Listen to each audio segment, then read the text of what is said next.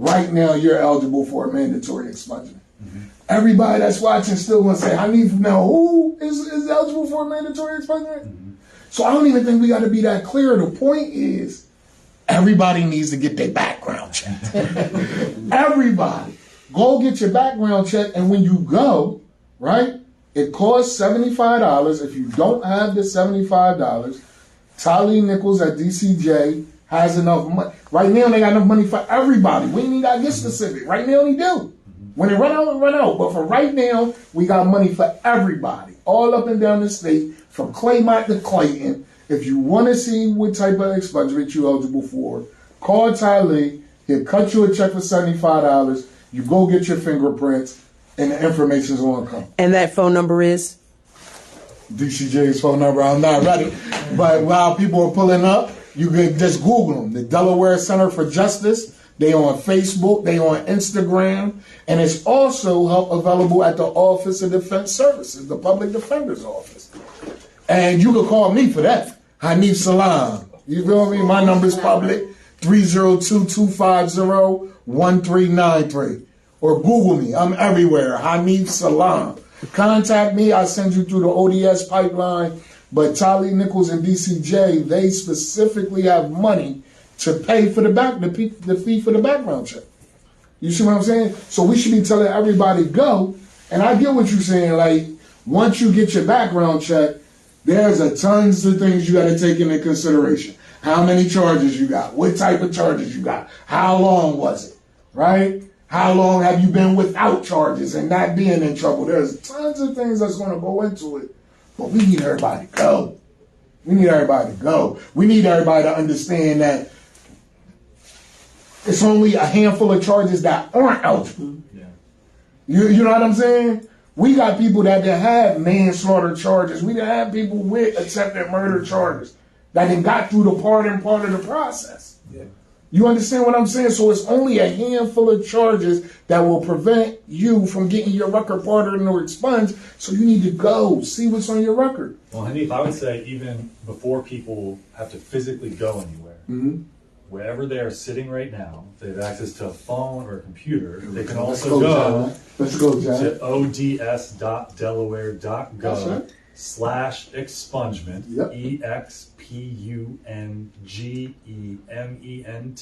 Yep.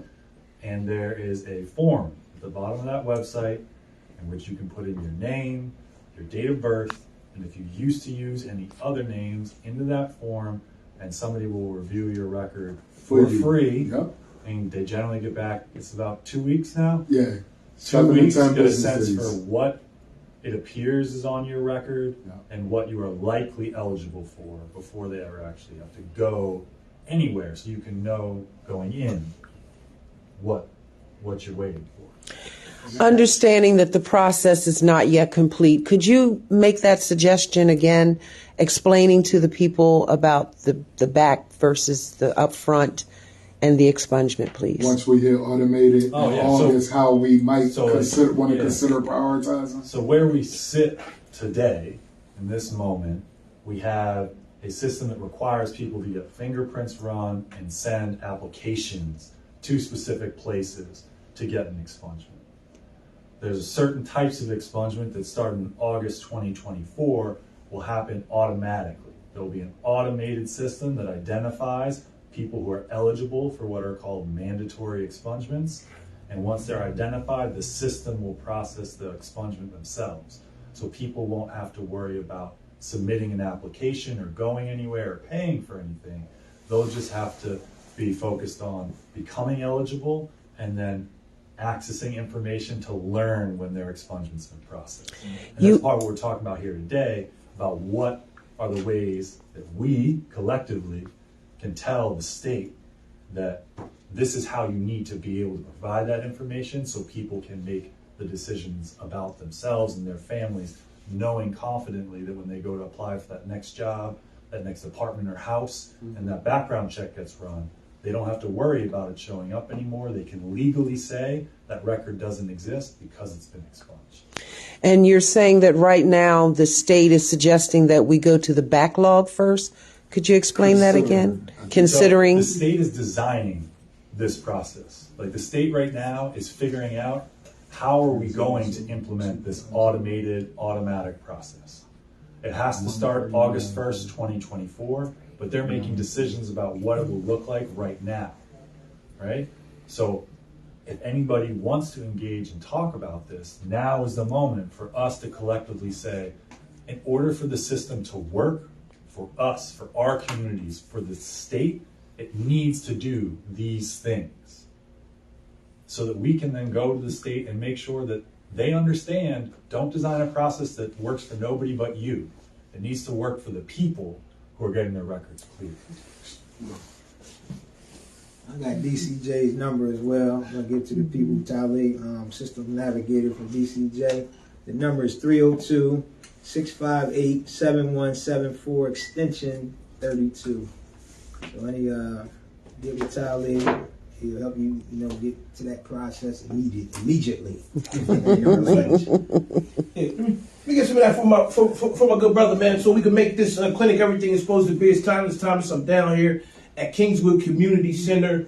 Mr. Michael Bartley, good friend of mine, growing up, KO, man, he's solution driven. He's doing the expungement clinic, clean slate with John from ACLU. It's a room full of leaders here. I'm really excited to be here. So I know you guys have just tuned in late. I want to talk about some upcoming dates also for the same clinic. You got November 14th. We're going to be here at Kingswood. You guys can come out in person to support Mr. Bartley and his initiatives. This clean slate thing is really big in our community. We've been directly affected, impacted by legislation that we didn't even know existed. And then now there's going to be what John and them are fighting for, some new stuff. It's not built all the way up yet, but we're all trying to get together and brainstorm and put our ideas together to get our people back clean again, so they can vote, so they can bear arms, so they can move forward with their civilian life, to move forward as taxpayers and productive citizens and productive members of the community. We're going to clear some records. Huh? Am I saying anything wrong? Yes, sir. All right, go ahead and swing that camera. Who else is in the room? Swing that camera. Go ahead. I don't know if I want to say something, but I did want to address the point Rachelle was making, because while the state is going to design this, right, they are considering looking at the oldest records first, right? And while that does make some sense, we have to think about the oldest records can be the most challenging. So what this room was coming to an agreement on is we really think that the state should consider looking at those records that will be easiest to clear.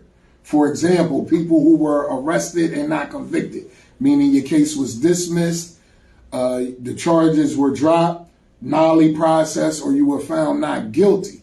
Those people would be eligible, and let's just do those first because they're easy. And then some of the older records that are challenging, looking at them. Another a solution that came to the table was prioritizing juveniles. Of course, we understand the world that we're living in, but we need to know that even with a juvenile expungement, there are certain requirements that you have to abide by, right? So it's not you could have been doing whatever you did, everything under the sun, and then 18, your record could be cleared. No, depending on what the charges are, you still have to go a certain amount of time without being in trouble. You still have to fulfill all your consequences to society before you're eligible for that expungement. But for all our babies, for all the youth, young adults who are eligible for a juvenile expungement, and that will be a part of the automated process, we should prioritize that. And then everybody watching should be commenting or willing to come out on November 14th so that we can come up with other solutions around expungements and pardons, because your past does not have to determine your future. And if you take the proper steps, nobody even has to know what your past is all about. You feel me? And just one other thing, building off what Haneef was saying, for folks who may have heard that we were prioritizing certain records, I just want to be clear that Clean Slate Delaware, and I think I can speak for everybody in this room, our goal is that nobody should have a record from the past that they've demonstrated that they've moved on, and that whatever happened then does not define who they are today. That record should not determine what they're able to do in the future, right? So what we're talking about with expungements, there are rules around expungements. There are certain limitations, but I just want to say the centering mission for a lot of these is recognizing that records are never a good way to determine who should be able to access housing, who should be able to access employment, who should be able to go on those school field trips with their kids and participate in education, right? So that's where we're going. And so if you want to be part of those conversations, both about dealing with what we're trying to figure out right now and that longer term arc to make it so that a piece of paper never defines somebody's future, like that's what we're inviting you to come and be a part of. KO, tell us to the people the importance of solutions, man. Tell them why we solution driven, KO. Solution driven because that's our goal. That's our end goal, our beginning, the end, you know what I mean? So we are caring people. We care about each other. We care about ourselves. We care about our motivation moving forward. And, you know, this is time. The time is now. You know what I mean? We don't have 10 years. You know what I mean? We have right now. The small window. The time is now to get our people, you know what I mean, get the information out there to the people that's sitting back in their living rooms. We need y'all to come on out. Come on out, man. Let's be solution driven because we're all agents of change. You know what I mean? We have a duty and obligation to ourselves, to our babies. You know what I mean? Because at the end of the day, these adults in the room, we understand that it ain't about us. It's about these babies, man. They don't have to walk a mile in our shoes. We talking about records. They don't have to get a record to go through what we're going through right now. So we need to put a cut line, put a red tape on some things and say, hey, man, that's then. It's over. It's time to move on. Ain't nothing constant but change. You know what I mean? So that's what this is about. It's back in the day, right? Somebody called me today for the video. In 1990, they had she wanted to go buy some bullets. And she found out she couldn't buy no bullets because she got a felony since 1990. And I told her to come down today. She could have learned something that she came. You know what I mean? But she said, I gave my time on it and everything. But 1990, she still found out this from 1990 and she still have a felony. And she couldn't do the bullets. Wow. Since 1990. And then, fellas, you have anything to say? Well, I'm just really happy to see this work going on. Everybody deserves a second chance and an opportunity to recover from whatever life experience they had in the past and get a fresh start. Yes. And so this work to really bring people back into society in a whole way where they can work, where they can participate in their community fully, where they can be taxpayers and contribute to building up their community and their neighborhood. When I served as state treasurer, one of the most rewarding parts of that job was my role on the pardon board. And to be able to be a part of the process of helping people get pardons. No aspect of my work as state treasurer was more personally rewarding than that. And so, I mean, I just am glad to be here. I'm glad to learn more about what's going on, be a part of the conversation, and be a part of the solution because our people deserve it. I'll throw something quick out there, though, and I don't want to go too far off topic, KO, but we talking about solutions, and a lot of people overlook the solutions within politics, for real, but I just want to take a minute and really thank Ms. Velda for being here, because this is an intimate space that we in, and one thing I want to say about politics, politicians don't stick around for intimate settings, right? We in Kingswood and Riverside right now. We up the street from the projects. Politicians don't come in the projects to sit in the intimate session and learn something or share something. They come to the projects, they look in the room, they might have shook KO and John hands, say, can I get a picture? And they gone. But Ms. Velda, since she got here, been sitting here listening, offering up solutions. And I just wanted to shout that out because we gotta pay attention. I ain't gonna get off on a political rant, but we gotta pay attention. So big ups to Ms. Velda being here and being a part of the solution.